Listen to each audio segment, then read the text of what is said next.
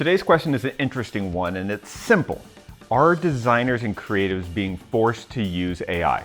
I think yes. And personally, I have one goal for using AI. It's to allow me to spend less time at a computer.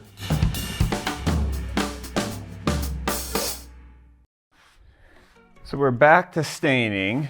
We have another round of benches that's almost ready to deliver to Data Land. We were supposed to have 12 days to do it, but the client got in a little bit of a pinch or a little delayed in the approval. So that kind of compressed our timeline. And do you say the last 10 days have been fun, Jesse? Just the best days of my life. Lugging the beams around. This is probably about 1,000 pounds of wood that we had to move around and glue up, endlessly sand and carve. So very excited to get this project wrapped up and out of the shop. But what was the worst part, Jesse? Probably just the wind. You know, it's always fun being in a wind tunnel with wind applied. The wind was useful when we were sanding and carving because it kind of keeps the dust moving away from you. That's because you were upwind of me. Yeah. But the forms came out nice.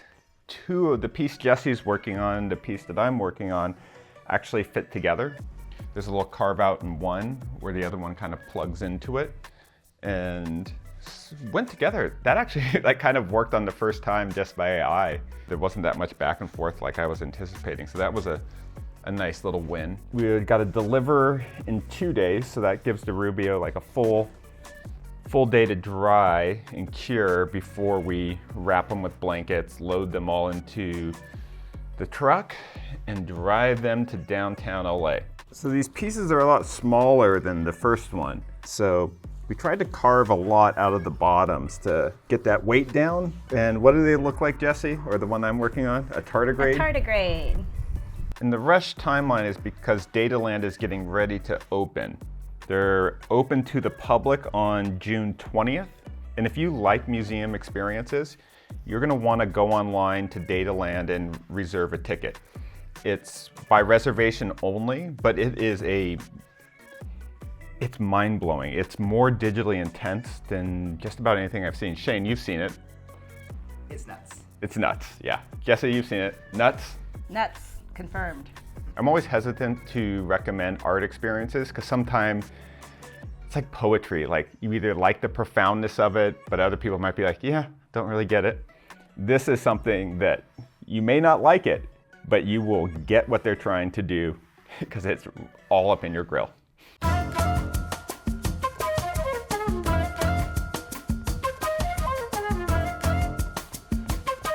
Today's question is an interesting one, and it's simple. Are designers and creatives being forced to use AI? I think yes, because if you're watching this video on YouTube or on Instagram, you are using AI right now. AI is integrated into those services at every single level. So if you use Google, you use Gmail, you use YouTube, you use Instagram, you use Facebook, you are using AI.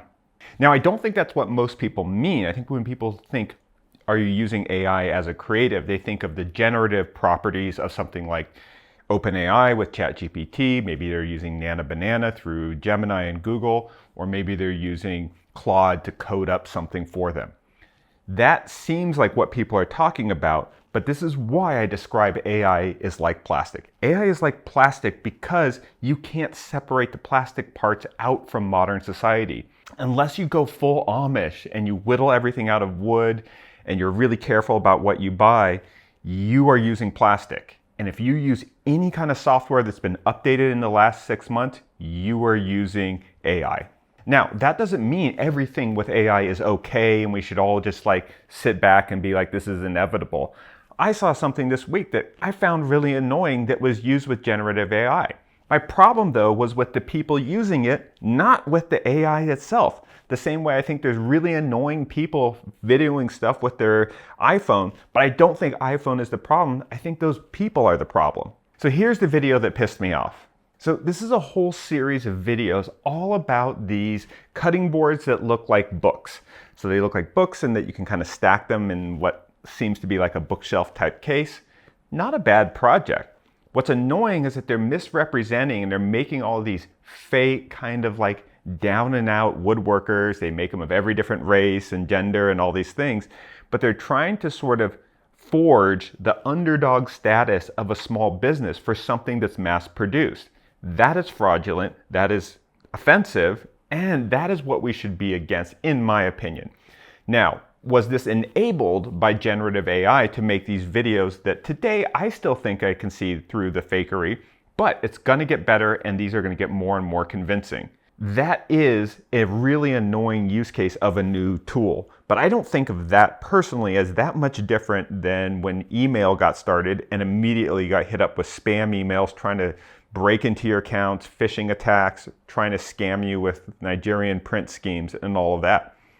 I don't blame the email, I blame the scammers, and we should be pushing our local representatives at the state and congressional level to put in some regulations and put some real penalties for people doing fraudulent commercial activity. That's what we should be doing. That, I think, is an appropriate response to seeing this kind of like misrepresentation. We should also continue the pressure on the platforms themselves to make sure things are properly labeled and taken down if they misrepresent what they're actually trying to showcase. But what I have been seeing online is that even the mention of AI as a topic, and I bet you'll see that in the comment section below, causes people to do a really simplistic argument about how terrible it is. They'll wrap in the data centers, they'll wrap in all these different tangential topics with no sense of irony that they're literally commenting on platforms that have AI integrated into every single little aspect of them. And I'm okay with hypocrisy. We're all not perfectly consistent, but we should try, when we're worried about something, to put the most effective arguments together that actually will shape the discourse in a way that action can actually result. Now, I've seen this directly in my community, and I've been asked to sort of speak out against data centers or solar farms that are coming in. And this is happening around the country. There's going to be people trying to propose data centers, which are big server farms where a lot of the computational aspects of AI get generated. That being said, data centers aren't a new thing. Almost all websites, e-commerce activity, any kind of online digital service is all supported by some giant buildings with very few windows and lots of server racks and this kind of infrastructure. If you're using the internet, you're supporting data centers and you're using them actively. Now, that being said, we shouldn't just sit by and be like, oh, it's totally okay if this data center comes in and gets a tax break and all these things and gets all these concessions and freebies for some alleged promises in the future. So when I get asked that question, are you against data centers coming into your community? I'm like, it depends on what they're offering, right? What kind of property taxes are they going to be paying? And how are those going to be evaluated? Are they doing those off of construction cost? Or are they calculating them off of the economic yield of these things to their investors? And property taxes are one of the most important components of these, because when I hear someone spending 50 to hundreds of millions of dollars on a data center, I'm like, that's an interesting thing to brag about. I'm wondering what their expected property taxes are. Because should it be on that $100 million of cost? Or are they going to try to like pretend that, oh no, the actual cost of the building is only what we should pay property taxes on. And all the server racks, those are depreciating assets. And those really shouldn't count, or they should be delayed until years when they're not as useful anymore. So I'm not necessarily against them. What I am against is giving them too many concessions, and there should be a high price for them. And that money from those property taxes should go to our schools, which it typically does, local infrastructure, which it typically does, and all these kind of things. So I'm not against AI. I'm against people using it poorly, people using it fraudulently, people using it to manipulate and present something that's not actually true as reality. And I'm not against data centers. I use Amazon to shop and I watch Netflix. If you watch Netflix, you're supporting data centers. But what I am against is giving away too many freebies in a physical community for companies that are already making a ton of money. That's where there should be an extraction, and that's where we actually should see our political leadership standing up and saying, hey, we need new roads. We would love some improvements to our schools.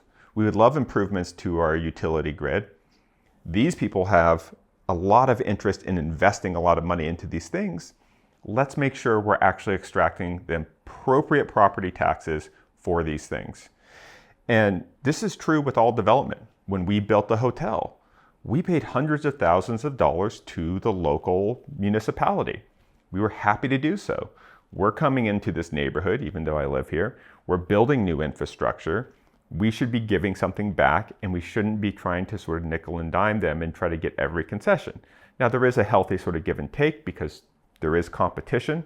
If a city sort of negotiates too hard, that developer will go to the neighboring city. So you have to factor those things in, but we shouldn't necessarily, in my opinion, be flat out against things. We should always be like, that's really interesting. What's in it for us? But getting back to the question of are designers being forced to use AI, I think it's more that it's inevitable that if you're doing any kind of creative work, you will probably use AI.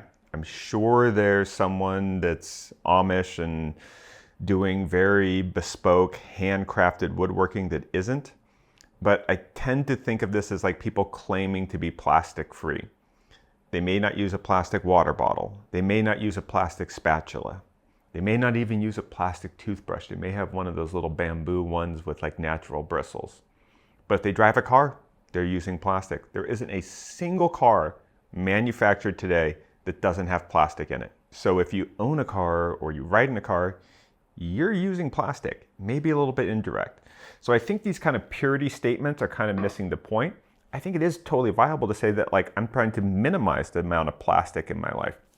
Totally 100% agree. But the claims of purity are just going to get you back a whole bunch of claims of hypocrisy, and then the conversation gets derailed from how to be better to why you're not perfect. I think the internet has too much of that.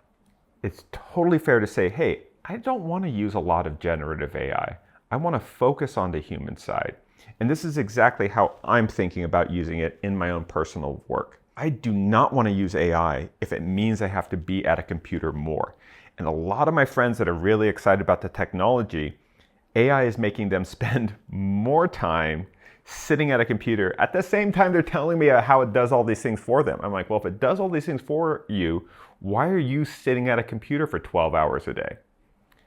And they're like, oh, well, I'm building the infrastructure, so in the future they'll do this.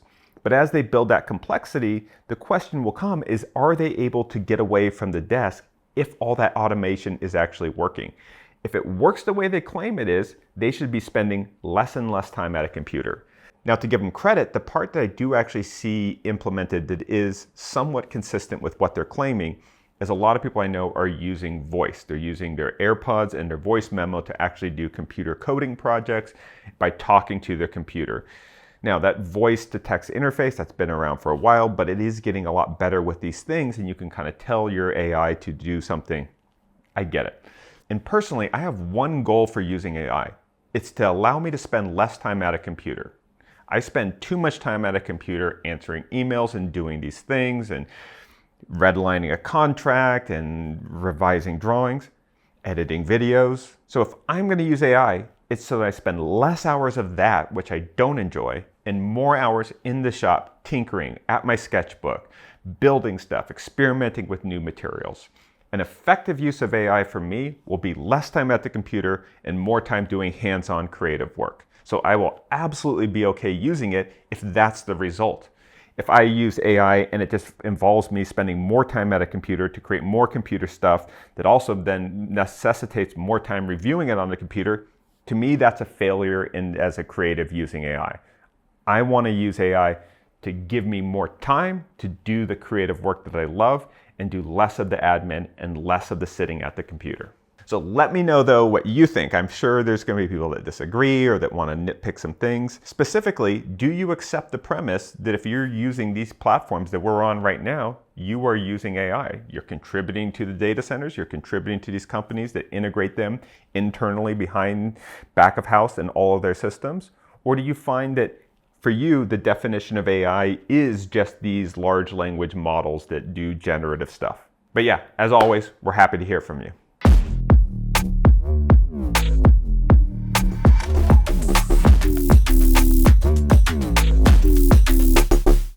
All right, Shane, overrated, underrated, what do we got? Let's do it. Miter saws. Miter saws are great. I don't use them that often. I'm pretty good with a speed square and a circular saw. So compared to a circular saw, I would say overrated, but if you're in construction and you got a whole bunch of 2x4s to cut, or you really want to take advantage of stop blocks and stuff like that, miter saws are useful, but it wouldn't be one of the first 5 tools that I buy. Gym memberships. Gym memberships are underrated if you live in the city. I haven't had a gym membership since I moved out of Boston, but in Boston, I spent the most amount of money for any of the gyms available at Equinox because it was right near my office. It's a beautiful gym, love the locker rooms. And I find that if the gym is in a really nice setting and you can take a nice shower and all the soaps and stuff are great, I find that even though it's super expensive, it incentivized me to go to the gym because it's a nice, restful place. I could take a break from working at a computer too much, doing architecture stuff, and it was sort of a nice oasis.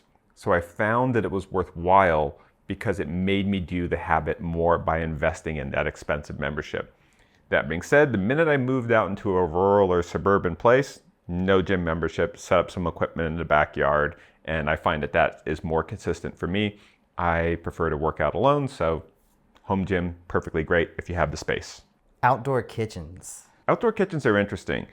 I don't think you need a full kitchen because I think it's a lot of counter space that only gets used very rarely. Where I think outdoor kitchens are great is just having a sink next to your grill so you don't have to go inside to rinse off your hands and all of that. So I would say at the bare minimum, like a hand washing station or a quick little concrete sink, and you can make I think I even did a project in my Boston loft where I made the faucet out of brass pipes. Yeah, outdoor sink, great, but I don't really think you need a full outdoor kitchen. And I think the outdoor refrigerators and stuff like that are kind of dumb. Burning Man. Burning Man's overrated to go to every year, but it's underrated to go to once. It is a unique experience. I'm a big fan of doing things that are one of one. I do think Burning Man qualifies of that, but do I feel the need to go back every year? Absolutely not. Too expensive, so much effort. It gets kind of repetitive in terms of the experience, but I do get why people do it year after year. My brother goes almost every year. For me, I've gone twice now. That feels like the right amount. I went kind of 10 years apart, so there's a big difference. I feel like once every 4 to 6 years I would consider it, but going every year has no appeal to me. Drones. Drones are interesting. It just depends on how much they cost, right? Like automation and robotics, I kind of think of drones no different than I do CNC machines. CNC machines are great. Would I spend $60,000 on one? No, because I wouldn't have the utilization to make it have a return on that investment. Do I love my little X-Carve Inventables? Absolutely. I've done so many projects on it that I probably couldn't have really pulled off just with a jigsaw and by hand. So drones I think of the same way. We've been experimenting with a lot of pool cleaning robots that you may see on our Instagram. I like using the drone for capturing footage of us building the hotel. There's some great shots, but I feel like some people work so many drone shots where they aren't really needed. So they're great, but they're kind of expensive. So it's all about whether or not you have a utilization plan to make sure you're getting some return on that investment. Rick Rubin. Rick Rubin's interesting. He's had a fantastic career as a music producer. I think his book as a guide on how to be more creative is completely overrated. I think the book has nothing to do with creative. It's all about cultivating taste and self-help and believing in yourself and giving the confidence to maybe do something, all through the kind of justification that everything you do is kind of great. I think it's very similar to the typical kind of Oprah book club stuff where it's The Secret, where it's just if you just manifest this, this will happen. So I think all of those kind of methodologies or ways of thinking are all sort of built around this kind of success bias. Successful people just really believe in themselves. Well, so do a lot of unsuccessful people. That is a correlation, not a causation. So as an actual guide to producing creative work or being more creative, I think it's absolute trash. What I think is actually good is a way to kind of build confidence, to maybe get yourself into the mood, to think about having or to justify your own particular subjective feelings on taste or what you're interested in. That's great. that's like Tony Robbins stuff. And I think there's a very valid place for that in the world. The only problem I have with the Rick Rubin book is that I don't actually think it's about being more creative. I think it's about believing in your own taste so that one day maybe you'll feel confident enough to do something creative. And if you like that tepid, kind of weak, indirect stuff, then by all means get it. It's well written and there's some really nice sentiment in it. Going fishing. Fishing is interesting because the way I grew up fishing is very different than how fishing is often presented. My dad's hardcore into fishing, so fishing is physical. It's catching 30-pound salmon and pulling them out of the river when you only weigh about like 65 or 70 pounds. It's about going into the ocean for multiple days, eating the fish on the boat that you're catching, trying to catch big tuna, giant weird-looking rockfish. So fishing is awesome. I love fishing as like a farm-to-table concept where you go and catch fish and then eat it. My dad just took my buddy Norbert out fishing. They brought back a bunch of rockfish and then we grilled it up here at Maker Ranch. That was really fun. So fishing is awesome, but am I really one to be like kind of like sit on a little pontoon boat and go bass fishing? Not really for me, but as part of like an outdoor adventure that's tied into kind of like a food experience, I think it's really underrated. Going camping. Camping, I feel similar to how I do about a gym. If you live in a city, it's probably underrated for how big of a difference between those few nights of camping you're going to experience. Here in Joshua Tree, camping feels a little bit overrated to me because I'm already in nature constantly on a day-to-day basis. I can go for a walk, I can sit by a campfire all the time.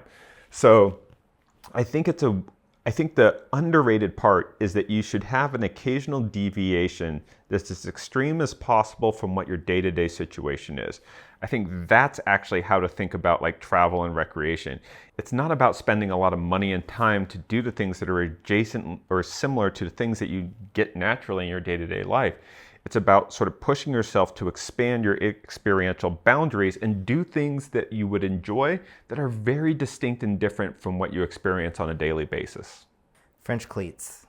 French cleats are overrated in the shop and underrated in the home. The reason why I think they're overrated in the shop is because everyone already uses them. So maybe they're properly rated in the shop, but underrated for the home. The one thing that I think with the shop is that I think if you use French cleats in the shop, you need to have a dust collection system because that little upward V against the wall collects a lot of dust. I'm sure there's people that have created little perforations and things like that. But in general, that becomes like a little hidden area where dust and sawdust and debris can accumulate. In the home, I think there's such an effective railing system. I think they also present a legitimate functional use case for decorative trim. People often want to add trim to a wall because it just feels like a little too flat and it's just sheetrock. And then they have to go with like the bad MDF trim and stuff like that. A French cleat at a consistent height around a dining room would be epic. It would break up the room, give it a little relief, a little three-dimensional texture, and then you can display things all around it. Not dissimilar to a chair rail or anything like that, but it also presents sort of storage opportunities. That's where it could be like some of your nicest dishes that you use for like dinner parties and stuff like that. So French cleats, underrated for the home. Movie theaters. Movie theaters are only as good as the movies that are out. I love a movie theater experience if I'm excited about the movies. Problem is I'm not that excited about that many movies. Now, I am excited about this recent trend of a lot of YouTubers getting into making feature-length films. I think this is so awesome. And I love that just in like the last year, there's been 3 really successful examples. So Markiplier's Iron Lung, Obsession by Curry Barker, and this new one, Backroom, I'm really excited about. It's all about these liminal spaces. It's a really young director. I can't remember his name. We'll put it into the description below. But I think this kind of filmmaking to me is really interesting because it's people that are sort of creative first, that aren't Nepo babies, that have kind of like earned their way into their audience, are now getting the opportunity or taking the risk. Actually, I wouldn't say they're getting the opportunity. They're taking the risk. You can wait to be given an opportunity. And if you're in that space and in that industry, you're going to be waiting an awful long time. What these people have done that I find so admirable is they've not waited, they took risk. In Markiplier's case, putting his own money into it and producing the movie he was really passionate about. So Yes, I'm a fan of movie theaters, particularly because they're being used as an outlet for these creative people that have already demonstrated their capabilities and their entrepreneurial risk-taking on these platforms that you're on right now. Trusting your intuition. Really depends on how trustworthy you think you are, and you got to look at your track record. So if you like the way it feels to trust your intuition and not get second opinions, then go for it. But if your outcomes in the past from doing it are piss poor, then maybe you should second guess yourself, because maybe your intuition isn't that good. I've trusted my intuition and it's worked out great. I've trusted it other times and it's been a disaster. The way I would think about it is trusting your intuition is underrated when it comes to making creative decisions for projects that you're going to own. I was actually just talking to one of my architect friends. She's in the process of building her own house, and she had a question. She couldn't decide whether or not to put this one element here or to put it here. And so she did 2 renderings and she put them up on her Instagram story, and she got all these opinions. And I was talking to her, and I was like, look, none of these people actually believe what they're saying. They just want to be heard and weigh in and be listened to. It doesn't matter. Both would be totally fine.